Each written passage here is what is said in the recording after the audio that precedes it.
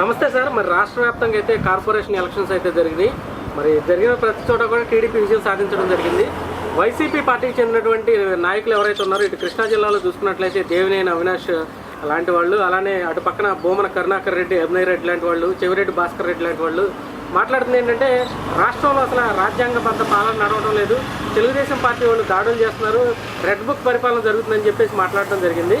మరి మీరు ఒక అమరావతి రైతుగా గత 5 ఏళ్ళు జగన్మోహన్ రెడ్డి గారి పాలనలో ఇక్కడ ఏం జరిగిందో చూశారు.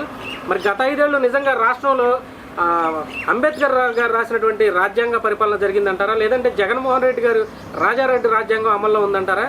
ఇప్పుడు వైసీపీ పార్టీకి చెందిన వాళ్ళు రాజ్యాంగం గురించి, పరిపాలన గురించి మాట్లాడుతుంటే మీకేమనిపిస్తుంది? అందరికీ నమస్కారం. అసలు రాజ్యాంగం అంటేనే వైసీపీ తెలుసాయా? ఇప్పుడు ఇవ్వాలంటే వాళ్ళు రాజ్యాంగం అని, వాళ్ళు రాజ్యాంగం కానీ కోర్టును కానీ ఎక్కడ ధిక్కరించి ఒకటి చేయలే. వాళ్ళు గత 5 సంవత్సరాల పరిపాలనలో రాజ్యాంగబద్ధంగానే ఏడిచారు. వాళ్ళు ఏది ఏడిచినా వాళ్ళంత పనికి మాలిన దద్దమ్మలు ఉన్నాడా? ఈ అవినాష్ గారు అనేవాడు అసలు వాడు మనిషేనా? మనిషి పుట్టకు పుట్టాడు వాడు. ఏదో నాబోటి చదువుకోనాడైతే ఏదన్నా మాట్లాడినా అది ఒక అందంగా ఉంటుంది. వాడు ఎంత ద్రోహం చేశాడంటే ఈ రాష్ట్రానికే కాదు, అసలు ఈ కృష్ణా జిల్లాకే ద్రోహం చేశాడు వాడు. గుంటూరు జిల్లాకి ద్రోహం చేశాడు, మా రాజధానికి ద్రోహం చేశాడు. వాడు అవినాష్ అనేవాడు, ఆ దేవినేని నెహ్రూ కొడుకు. వాడంతా వాడు ఒక పిల్ల బచ్చాగాడు. రాజ్యాంగం గురించి వాడు మాట్లాడితే సరిపోయిద్దా?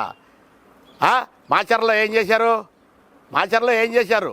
రాజ్యాంగబద్ధంగా మీరు ఎన్నికలు జరిపారు అక్కడ, మున్సిపాలిటీ ఎన్నికలు. కరెక్టేనా అది? దద్దమ్మలారా, దద్దమ్మ మాటలు మాట్లాడబాకండి. ఇప్పటికైనా చంద్రబాబు నాయుడు ఒక విజయనగల ముఖ్యమంత్రి. ఆయన గతం నుంచి పేరుంది. అసలు ఆయన ఎవరినన్నా చంపటం కానీ, ఎవరినన్నా కొడటం కానీ, ఎవరినన్నా ఏమన్నా అంటం కానీ, ఆయన ఏది చేసినా రాజ్యాంగబద్ధంగా చేస్తాడు. అది అక్కడ సబ్జెక్ట్ ఏముందో దాన్ని బట్టి మాట్లాడతాడు ఆయన. మీలాగా దద్దమ్మల్లాగా బడితలు తీసుకొని పొడవను. మీరేం చేశారు అక్కడ? ఇవాటి నుంచి వాళ్ళిద్దరు వస్తే ఏం చేశారు మీరు అక్కడ? బాండవమ్మ అన్నో వాళ్ళు వస్తే బడితలు తీసుకొని పొడిచారు, వాళ్ళ మీద హత్యా ప్రయత్నం చేశారు, కారు అద్దాలు పగలగొట్టారు. వాడు పెద్దిరెడ్డి రామచంద్రారెడ్డి మాట్లాడేది ఏందాడు? వాడు ఎందుకురా నీకు బాబు ఈడొచ్చింది ఎవరని తెలియదు నీకు? ఎందుకు ఇంకా మనం ఎన్నాళ్ళు ఉంటారా? ఎన్నాళ్ళు బతుకుతారా పెద్దిరెడ్డి? మనం బతికేది అన్నారుక, మా బతికితే 4-5 ఏళ్ళు బతుకుతాం. దీనికోసం ప్రగల్భాలు పలుకుతారు మీరు. దేనికిరా ఎదవల్లారా? మీరు రాజారెడ్డి రాజ్యాంగం అమలు చేసి ఎవరిని పడితే వాడిని కేసులు పెట్టి లోపలేసి మీ ఇష్టానుసారం చేశారు. రాజధాని రైతులు ఏం చేశారా మీరు? రాజ్యాంగబద్ధంగా చేశారా? రాజ్యాంగం అంటే ఏంది? మరి ఆనాడు గత ప్రభుత్వం ఇక్కడ రాజధాని కోసం భూములు సేకరించింది రైతుల దగ్గర 33,000 ఎకరాలు. మరి మీ జగన్మోహన్ రెడ్డి కూడా అక్కుపచ్చిలాగా ఏడిచాడుగా అసెంబ్లీలో. ఏమేడిచాడు? ఇక్కడే పెట్టండి, మరి 30,000 ఎకరం కావాలా, 30,000 ఎకరం తక్కువగా లేకుండా కావాలన్నాడు. తర్వాత ఏం జరిగింది? ఇక్కడ కట్టడాలు కట్టారు, కొన్ని పనులు చేశారు. అసెంబ్లీ, సెక్రటరియట్, మరి హైకోర్టు, మరి ఈ ఉద్యోగస్తుల బిల్డింగ్లు మొత్తం కట్టారుగా. మీకు కళ్ళు అలపడతలేదు మీకు? మరి ఇక్కడ ఎందుకు చేశారు? సర్వనాశనం చేశారు ఇక్కడ రాజధానిలో. మీ అమ్మ మొగుడు సొమ్మని చేశారు ఇక్కడ. రాష్ట్ర ప్రజలదేగా డబ్బంతా. అక్కడ పెట్టిన 10,000 కోట్లు రాష్ట్ర ప్రజలదేగా, లేదా మీ జేబుల్లో ఏమైనా పెట్టారా? మీ జేబులు అసలు అరే పెద్దిరెడ్డిగా మీ ఊళ్ళో ఇప్పుడు బస్ షెల్టర్ కట్టించేవారు మనుషులు కూర్చోడానికి, మహిళలు కూర్చోడానికి.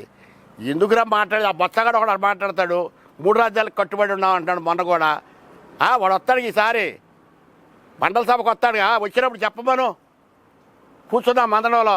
3 రాజ్యాలకు కట్టుబడి ఉన్నాడో ఎట్టున్నాడో. వాడు ఒక దద్దమ్మ. వాడు చెప్పింది ఎవడికి వినపడదు, ఎవడికి అర్థం కాదు. రాజ్యాంగబద్ధంగా చేస్తున్నారు మీరు. ఇంకా నయ్యం, ఇవాళకైనా తెలుసుకొని వీళ్ళందరూ మీ మనుషులే కదా. ఇవాళ మున్సిపాలిటీలో కానీ కార్పొరేషన్లో కానీ ఎవడైనా సరే మీ మనుషులే. వాళ్ళు మొత్తం వాళ్ళు ఎందుకు మారారు? మీ గోసకు తట్టుకోలేక, మీరు ఏం మాట్లాడుతుందో తెలియక వాళ్ళకి ఇవాళ వాళ్ళు మళ్ళీ చంద్రబాబు నాయుడికి ఇచ్చారు. చంద్రబాబు నాయుడు ఎప్పుడైనా సరే ఒక పద్ధతి ప్రకారంగా చేస్తాడు. మీలాగా సవడ దద్దమ్మల్లాగా కాళ్ళు చేతులు ఎరగొట్టి దొంగ పోలీసులు పెట్టి జైల్లో వేసి నా మీద పెట్టారు కదా 33 కేసులు, 34 కేసులు. ఎదవలారు ఎందుకు మాట్లాడతారు మీరు? అసలు మీరు మాట్లాడడానికి ఇవ్వడం కాదు, ఎప్పుడు సరిపారు మీరు. ఈ కలియుగంలో మాట్లాడడానికి మీ వైసీపీ వాళ్ళు మంత్రులు కానీ, మాజీలు ఎమ్మెల్యేలు కానీ ఇప్పుడు ప్రస్తుతం 11 మంది ఎమ్మెల్యేలు కూడా మీరు ఎవడు మాట్లాడడానికి వీల్లేదు. పులివెందులు ఒక సీటుకి వెళ్తే మీ ఇష్టాధారం ప్రతిపక్ష హోదా కావాలా? దానికోసం నువ్వు కోర్టుకు వెళ్ళావా? ప్రతిపక్ష హోదా ప్రజలు ఇస్తారు నీకు, అంతేగాని కోర్టు ఇవ్వదరా బాబు. మీకు ఏవి తెలియని దద్దమ్మలు మీరు. చంద్రబాబు నాయుడు గురించి మాట్లాడడానికి మీరు ఎట్టి పరిస్థితిలో కూడా 100% చెల్లరు. ఎందుకంటే లియన్ దేశాల్లో చంద్రబాబు పేరుంది. మన దావసు పోతే ఎట్టుంది, ఎంతమంది లేచి వచ్చారు. మరి మీరు నువ్వేగా జగన్మోహన్ రెడ్డి దావస్కి నిన్ను అసలు ఎవరైనా పట్టించుకున్నాడా నిన్ను? నువ్వు పైన పక్షులు చూస్తా నుంచున్నావు. గుడివాడ అమర్నాథ్ గారు గుడ్డుగాడు ఏం చేశాడు? వాడు ఎందుకు ఏమి తెలియని ఎదవాడు చెప్పాలంటే ఒక మాటలో తెలిసినాడైతే అట్లా చేస్తాడా? వాడికి ఏమన్నా అక్కడ మర్యాదలు ఉన్నాయా? దావసు పోయినప్పుడు జగన్మోహన్ రెడ్డికి కానీ గుడివాడ అమర్నాథ్కి కానీ పనికి మళ్ళీ దద్దమల్లారా. చంద్రబాబు నాయుడు అంటానికి మీరు ఎట్టి పరిస్థితిలో కూడా సరిపోరు. నేను ఇంత మాత్రం చంద్రబాబు నాయుడు పొగుడుతున్నానని మీరు అనుకోవద్దు. నేను చంద్రబాబు నాయుడు మనిషిని కాదు, నేను కాంగ్రెస్ వాదిని.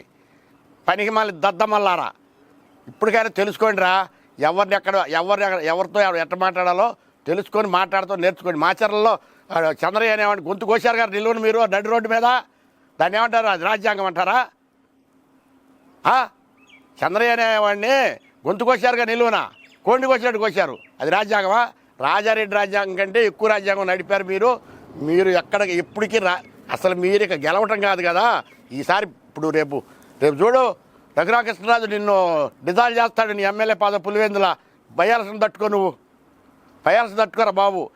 మాకెడిదిరి డిపాజిట్లు లేవు. మళ్ళీ పైపెచ్చు విజయసాయిరెడ్డి మీ అక్క శర్మిల యాసాలేసి పంపిస్తున్నారు మీరు జనంలోకి. ఆ కాంగ్రెస్లో మా పార్టీలో ఉంటామా?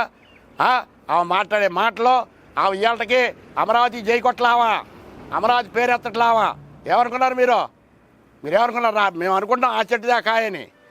మేము కాంగ్రెస్లో ఉండా ఆమెనేం ప్రేమించట్లా, గౌరవించట్లా. ఆమె ఎవరిదో ఆమె దగ్గర బాటలో ఎవరో ఆమె ఏం చేసేది మాకు అన్నీ తెలుసు. మీరు మీ కుటుంబం రాజశేఖర రెడ్డి గారితో పోయింది. మీరు ఎక్కడైనా తెలుసుకొని అసలు నువ్వు పులివెందులో గెలిచావు, నువ్వు అసెంబ్లీకి ఎందుకు రావు? నువ్వు ఏమి చేయకపోతే నీ దొంగ పనులు వేయలేదు, అసెంబ్లీకి ఎందుకు రావు నువ్వు? నేను ఏ పదవులు అక్కడ రా, అసెంబ్లీకి వస్తా నేను. నువ్వెందుకు రావు? నీ ప్రజల గురించి పోరాడవా? నీ నియోజకవర్గంలో ఏ ఇబ్బందులు ఉండవా అసెంబ్లీలో చెప్పవా అధ్యక్షుడికి? నీ పనికి మళ్ళీ దద్దమ్మ దొంగ మాటలు, దొంగ కథలు, దొంగ వ్యవహారాలు, రాజ్యాంగం, చట్టం, న్యాయం, ధర్మం మీ మీ పచ్చిబద్దలో మీకుండయా? దరిద్రులారా, ఇకనైనా తెలుసుకొని మాట్లాడుతూ నేర్చుకోండి. ఇప్పుడు సంక్రాంతి తర్వాత నుంచి జనంలోకి వస్తాను, చంద్రబాబు నాయుడు 7 నెలల్లో ఏం చేయలేదని చెప్పారు జగన్మోహన్ రెడ్డి గారు. మరి ప్రతిపక్ష నేత హోదా కావాలంటున్నారు మరి ఆయన. అటువంటి వ్యక్తి మరి ఇప్పటివరకు జనాల కోసం ఏమైనా చేశారంటారా? ఇప్పుడు ఇంత ముంగలే చెప్పాను కదండి, ప్రతిపక్ష హోదా కావాలని కోర్టుకు వెళ్ళాడని. ఆయన రాజ్యాంగం తెలిసినాడా? రాజ్యాంగం తెలిసినాడైతే కోర్టుకు వెళ్తాడా? ప్రతిపక్ష హోదా నీకు ప్రజలు ఇస్తే నీకు ఇక్కడే ప్రతిపక్ష హోదా వచ్చింది. నీకు ఎన్నికల కమిషనరే ఇస్తాడు నీకు ప్రతిపక్ష హోదా. కోర్టు ఇచ్చిద్దా? ప్రజలు ఇక్కడ నీకు కోర్టు ఇచ్చిద్దా? అసలు వాళ్ళకి ఏం తెలియదండి. తెలియకుండా ఏదో ఒకసారి అన్నాను. ఈ పిచ్చి ప్రజలు, పిచ్చి ఆంధ్రులు ఏనాడో చెప్పింది ఇందిరాగాంధీ, ఆంధ్ర వాళ్ళు పిచ్చోళ్ళని. ఆ పిచ్చి తగ్గట్టే వాడికి కేసులుంటే 32 కేసులుంటే వాడికి ఓట్లేసి వాడిని అందలం ఎక్కిస్తే వాడు చేయాల్సిన అరాచకం చేయాల్సిన మొత్తం చేసి ఈ రాష్ట్రాన్ని రావణ కాష్టం చేసి అతంపాతలాన్ని తొక్కేసి రాబో తరం వాళ్ళకి ఏమి లేకుండా చేసి ఇలా పోయి అక్కడ కూర్చున్నాడు. అక్కడ బెంగళూరులో కూర్చున్నాడు. తెలిసినాడైతే బెంగళూరులో కూర్చున్నాడు. ఎవడన్నా నీ ప్రతిపక్ష హోదా లేకపోతే నువ్వు ఎమ్మెల్యే ఉంది రా,